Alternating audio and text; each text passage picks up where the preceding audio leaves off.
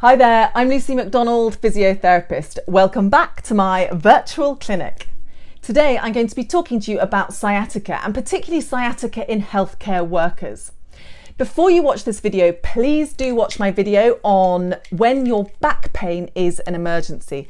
And that's because the same rules apply to sciatica as they do to back pain. So in that video, I show you the signs and the symptoms that you need to be looking out for, which would mean that you need to go and see your doctor immediately. Once you've watched that, please do watch the rest of this video. Just quickly before I move on, I want to say thank you so much to those of you that have sent me so many messages of support. I really appreciate them. Please do keep the suggestions coming in of what you would like me to cover next in my following videos. But sciatica in healthcare workers, the best exercises that you can do at work, because I know that you are often short of time. So first one, I want you to sit in a chair and I want you to sit in a nice upright posture.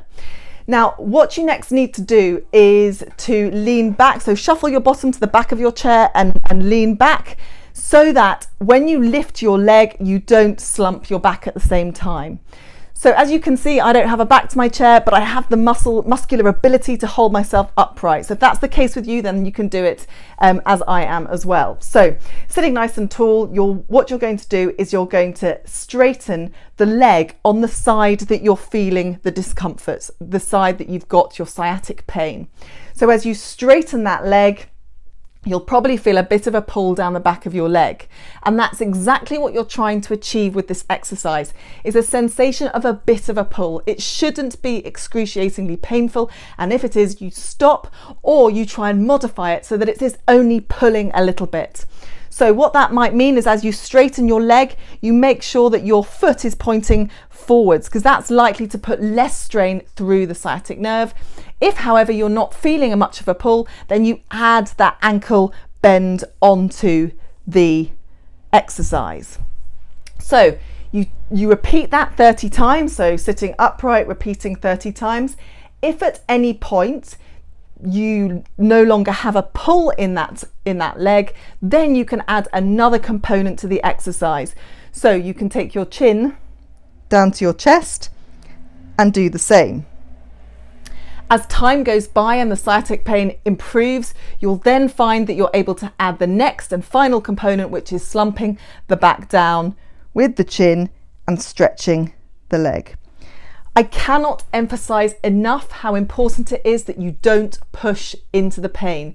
It should be a little tugging pull, not a pain. I've seen too many people trying to stretch out their sciatic nerve, and it will just make it worse.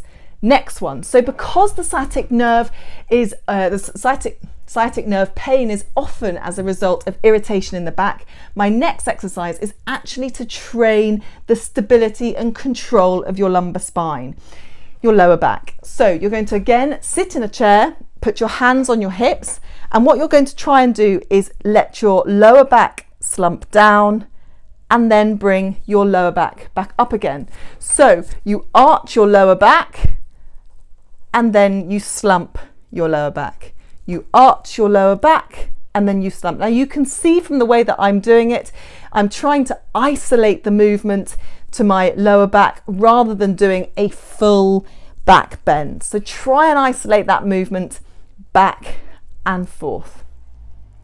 The next exercise involves mobilizing your upper back. So what I'd like you to do again is to sit in a nice upright position, but this time put your hands across your chest.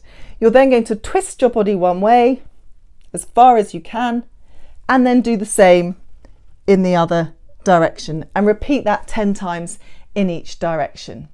So those are my top 3 exercises. It's best that you do them frequently throughout the day. So if you can do 4 lots of those exercises throughout the day, then that will really help.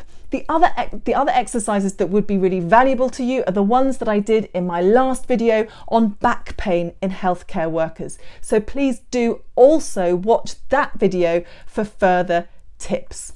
So I hope that's been helpful. Please do get in touch and let me know how you get on with those exercises, and press the big red subscribe key. And I look forward to seeing you next time. Bye.